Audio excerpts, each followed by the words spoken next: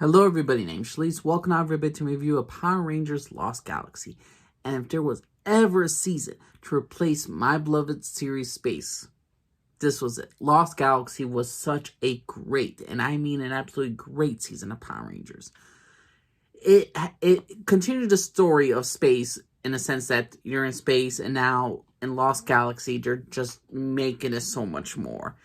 This is Star Trek Light, old school sci-fi. This is, if you told me this, okay, there's no Power Rangers, this is an old sci-fi type show. This was phenomenal. It had some of the greatest Rangers. All the Rangers were fantastic. All the villains were great. I say maybe two things I did not like about this season, but overall, it's utterly fantastic. This is my second favorite season, hands down, by far. It had the best action scenes of all the Power Ranger seasons, some of the greatest ones. Now, let's talk about what Lost Galaxy is about. Humans on Earth, after the events of Power Rangers in space, humans decide to go into the space. They want to find a new world, so they create a colony called Terra Venture, and select people are supposed to get on there. And not only are they trying to explore the galaxy, and another part of another planet, a planet called Marinoid, is being attacked by this insect warlord.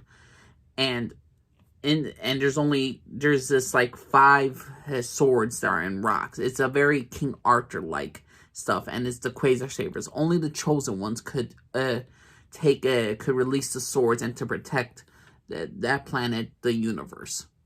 And so while people are going to Terra Venture and all that stuff, and they're going to explore the galaxy, we have to introduce the Rangers. We have to introduce Leo.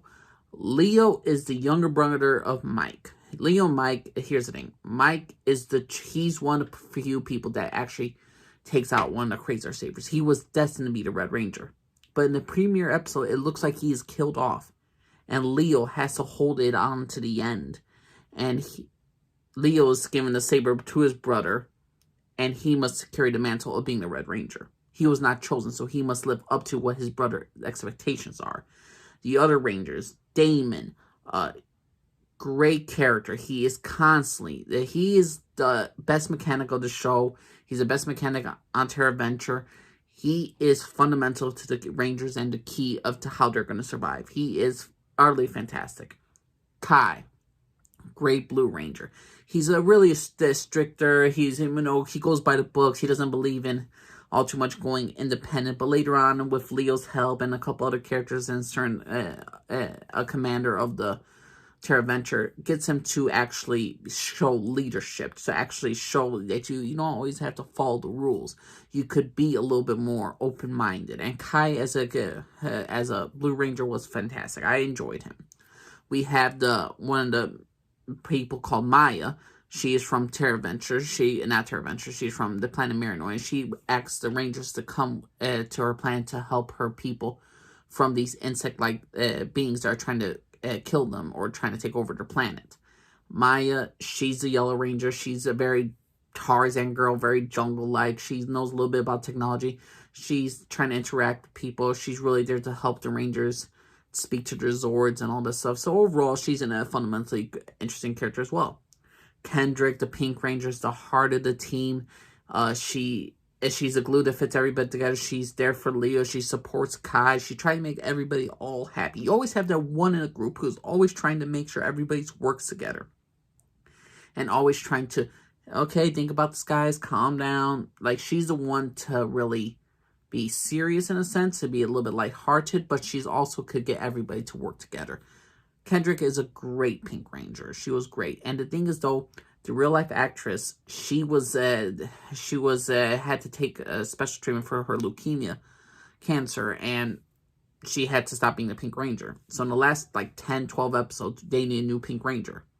Who did we get? It was rumored it was going to be Cassie from the Pink Ranger in Space, but it turned out to be Carone. And Carone, in this season of Power Rangers, what little we get of her, she's trying to find redemption for her evils of being astronomer. She has some moments with Leo. She has some moments about the fact that she never really had a childhood and how evil has corrupted her, and she's trying to make up for the past sins she has done. So Carone as a replacement of Pink Ranger is great. Her as a character is awesome. And she's actually one of the better Power Rangers that you're going to get. Even how little we got of her as a Power Ranger, she was fantastic. And the actress who plays Kendrick, she is still living, and God bless her. And thank God for that. So her as the Pink Ranger, all the Rangers were all fundamentally good to roll. There's some great stuff about this entire show. This season had the first Galactic Beast, which is basically the Zords they had the first Zords that are actually they're actually alive. They're not just robots and all that. Granted, they don't do much with the Galactic Beast all too much, but they are it's very interesting and very unique to see for the first time actual Zords that are actually walking, talking. Well, not talking, but they're actually alive. They're actually sentient, which I do enjoy. Granted, I much prefer the Wild Force Zords any day of the week, but I like the transformation of the Zords, so I really enjoy the Galactic Beasts as well. This season had the best team-ups. The Power Rangers in Space team-up was utterly fantastic. 2 episodes with the Power Rangers in Space against the Psycho Rangers. It was just instant class. And the fact is that Psycho Pink killed Kendrick at the end of the day, or got her killed, was phenomenal. This show, as I watched the Disney Brain review of this show, and the entire theme of this show was sacrifice. That's how he described it. And I cannot disagree with him. This season is all about sacrifice. Sacrifice for so many dang characters of what they are willing to do. Now, here's the thing. Leo and all the others, they have the Quasar Sabers. It has a very knighthood-like. They're very much warriors. They're knights of, think of the old knights of a medieval time period, and you got them. And they're Power Rangers Lost Galaxy. They're traveling the galaxy, meeting new...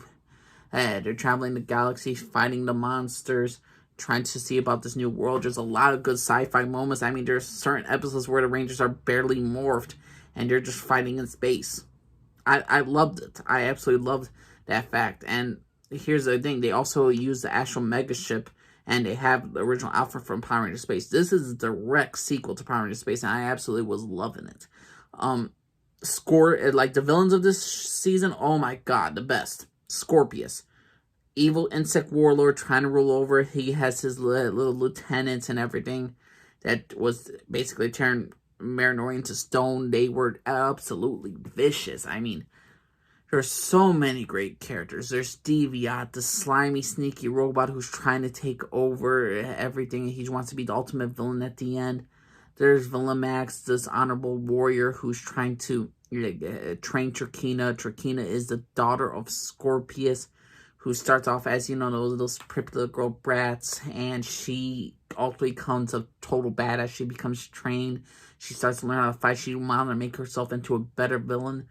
She has an utterly fantastic, I would say, she's the best single character villain there. I would put the Psycho Rangers and Trakina, number 2. And probably Astronema, number 3. I like Trakina more than Astronema just because of the fact is that Trakina didn't become good at the end. But the fact is, Trakina was just utterly fantastic as a villain. So great. I almost forgot the Magna Defender. I don't know whether or not to include him as a villain, but he was utterly fantastic. A man who wants to avenge the death of his son by the hands of Scorpius, who seeks only about vengeance. His character arc is awesome. When he eventually is passed, Mike becomes the new Magna Defender. This is a little slight problem because they barely use him as the Magna Defender, but what we got of him was great. And I do like Mike as a character. Would I count him as a 6th Ranger? I don't know. But I really do enjoy Mike as a character. And another thing I would say I probably did not like about this season was the lost... I know there was some production problems, and I know this wasn't supposed to be the actual story, but there had this one villain. When the Rangers enter the Lost Galaxy, it actually is a Lost Galaxy, they meet this pirate ship floating castle dude, and floating castle base pirate dude who's basically collects humans to use as slaves so he can mine stuff. And he's very cartoonish. This reminded me of very much a Mighty Morphin type villain, and they had him for like 4 or 5 episodes near the last of the season. And overall, I don't think he was a great character. It's just the problem, or like a terrible character. It's just the problem is, though, when you have Scorpius, the guy who killed the Magna Defender's son, you got Villamax, an honorable warrior, you got Furio, you got this anxious, you got like this samurai-looking dude fighting the Magna Defender, you got Deviat, you got Trakina. All those villains all fit with this season. But this pirate dude, I'm forgetting his name, I did not care for him. He was a part of the season, and it just didn't fit to me. For such a serious season, it was a very campy villain. He was a very campy villain. And I gotta say this. I love Power Rangers Lost Galaxy. This is my second favorite season of Power Rangers. Absolutely could watch this again. Rewatch it. This is just utterly fantastic. Power Rangers Lost Galaxy was amazing.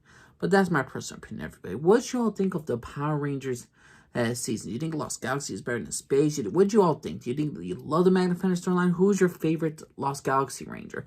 Who's your least favorite villain? Please know what you all think, everybody. My name's Lee Scarford. Everybody. Bye.